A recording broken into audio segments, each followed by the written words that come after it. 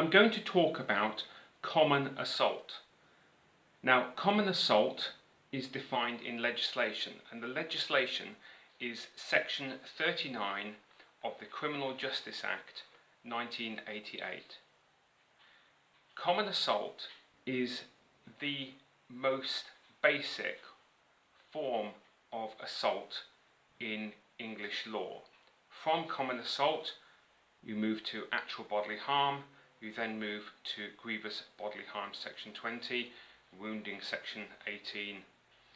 So common assault is the least serious, and this is reflected in the maximum sentence. The maximum sentence that the Magistrates' Court, and only the Magistrates' Court, can impose is 6 months imprisonment.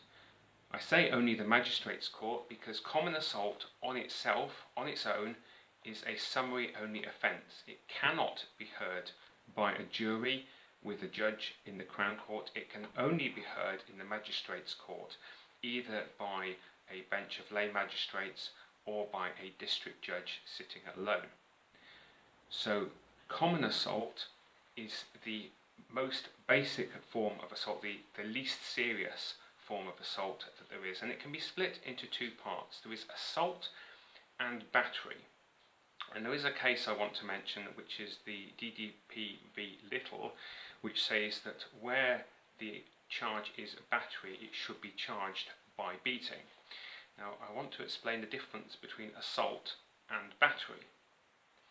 Assault is where a victim apprehends the immediate use of unlawful physical force on them.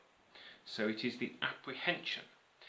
It is possible to assault an individual without them actually being physically touched.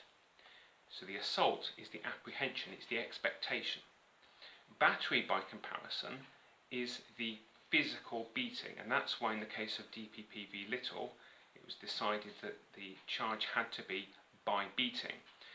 Hypothetically, it would be possible to commit an offence of battery on an individual without an offence of assault. And the example would be if somebody were to be attacked from behind, so they didn't see the attack coming, that would possibly be a battery, but it wouldn't be an assault. So section 39, common assault, is the least serious matter.